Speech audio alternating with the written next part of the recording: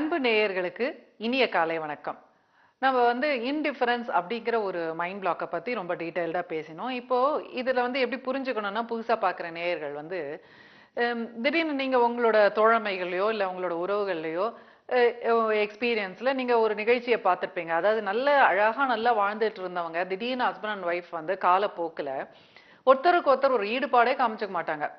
அப்புறம் என்னவோ வீட்டுக்கு ஒரு கெஸ்ட் மாதிரி வந்துட்டு ஒரு கெஸ்ட் மாதிரி போறது, அப்புறம் என்னவோ நடந்துட்டு போட்டோம் அப்படிங்கிற மாதிரி ஒரு மனப்பான்மைக்கு வந்திருப்பாங்க. இன்னைக்கு நாட்டுல கூட பாத்தீங்கன்னா பல பேர் அப்படிதான். ராமன் ஆண்டான் என்ன, ராவணன் ஆண்டான் என்ன அப்படிங்கிற மாதிரி ஒரு எண்ணத்துக்கு வந்திருப்பாங்க.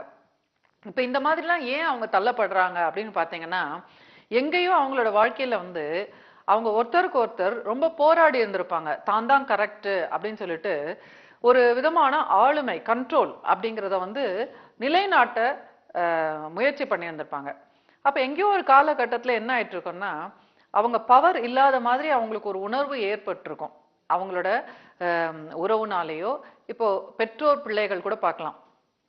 அதாவது திடீர்னு சில பெற்றோர்கள் இருப்பாங்க, அடிச்சுட்டு ரொம்ப அவங்க ரொம்ப பிள்ளைகளை இப்படிதான் இருக்கணும், இப்படிதான் செய்யணும், இதை மீறி செஞ்சேன்னா அடிப்பேன் உதைப்பேங்கிற மாதிரி பயமுறுத்தி இருப்பாங்க.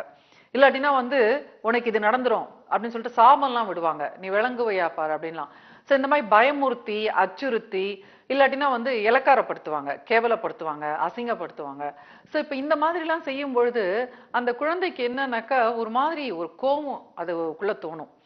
எப்பவுமே நீ பெரிய ஆளா நான் பெரிய ஆளாங்கிற மாதிரி ஒரு சண்டை கூட வரும். சில குழந்தைகள் எதிர்த்து ஏதாவது பேசுறாங்க அப்படின்னு பெற்றோர்களுக்கு தோணித்துனா உடனே என்ன இவன் என்னோட புத்திசாலிமாய் பேசுறான், இங்க நான் தலைவனா இல்ல இவன் தலைவனா, இவனை கொஞ்சம் அடக்கி வைக்கணும் அப்படின்னு சொல்லிட்டு டக்குன்னு ஒரு அடி கொடுப்பாங்க.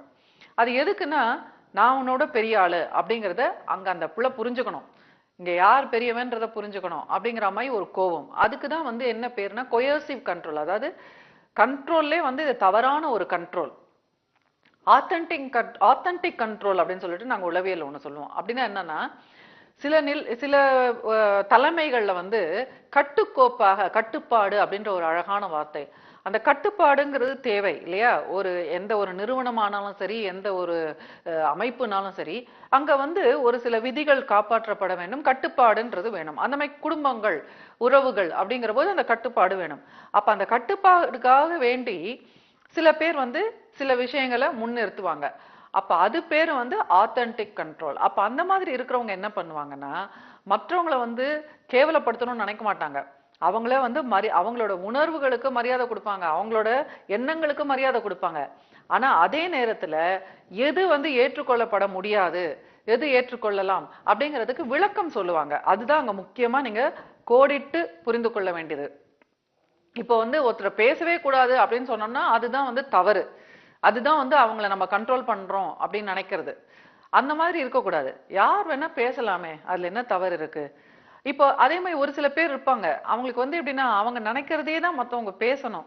அப்ப மாற்று கருத்தா ஏதாவது பேசிட்டாலே இவங்க என்ன நினைப்பாங்கன்னா, அவங்க என்ன கண்ட்ரோல் பண்ண நினைக்கிறாங்க, அவங்க என்ன அச்சுறுத்த நினைக்கிறாங்க, இல்ல அவங்க என்ன எனக்கு கெட்ட பேர் விளைவிக்கிறதுக்காக பேசுறாங்க, இல்ல நான் மட்டம் அப்படின்னு சொல்றதுக்காக இன்னும் இவங்க தான் பெரிய புத்திசாலி அப்படின்னு நினைக்கிறதுக்காக இப்படி பேசுறாங்க அப்படின்னு எல்லாம் அவங்களோட நோக்கத்தை திருச்சி புரிஞ்சுக்குவாங்க.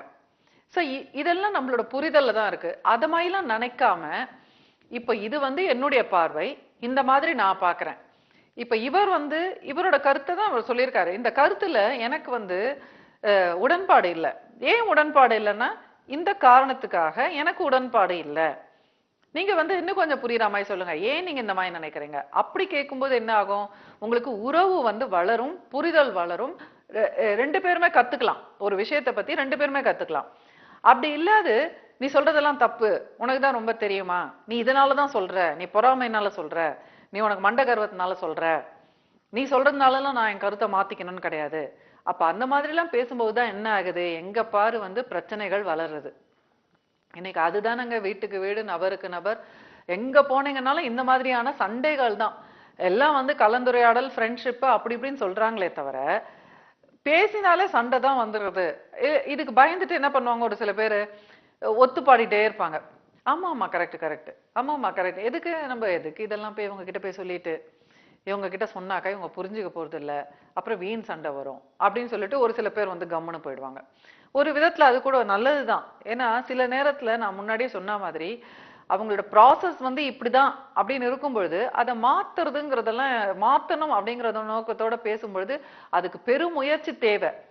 பெருமுயற்சி, பெரு நிதானம், அதுக்கு வந்து தேர்ச்சி பெற்று இருக்கணும். அப்பதான் வந்து அந்த மாதிரி மக்கள் கிட்ட நம்ம வந்து சண்டை வராத, பெரிய வன்முறையெல்லாம் வராத, அட் த சேம் டைம் அவங்க கிட்ட வந்து உரையாடவும் முடியும்.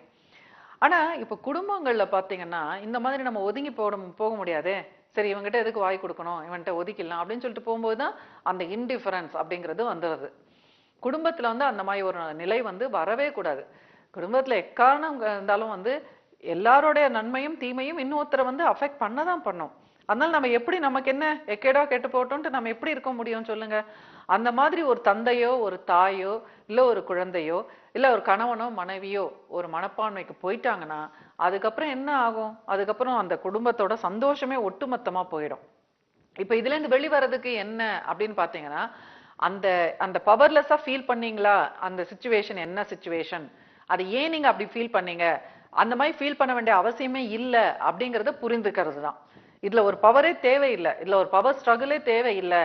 நீங்க வந்து புரிஞ்சுக்கிட்டீங்கனாலே, உங்க புரிதலை சரி பண்ணிக்கிட்டீங்கனாலே உறவு வந்து சரியாயிடும் அப்படிங்கறத புரிய வைக்கணும்.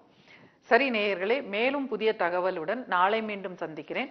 இதற்கிடையில் உங்களுக்கு வேற ஏதாவது பிரச்சனை இருந்ததுன்னா நீங்க program@pepperstv.com எழுதுங்க.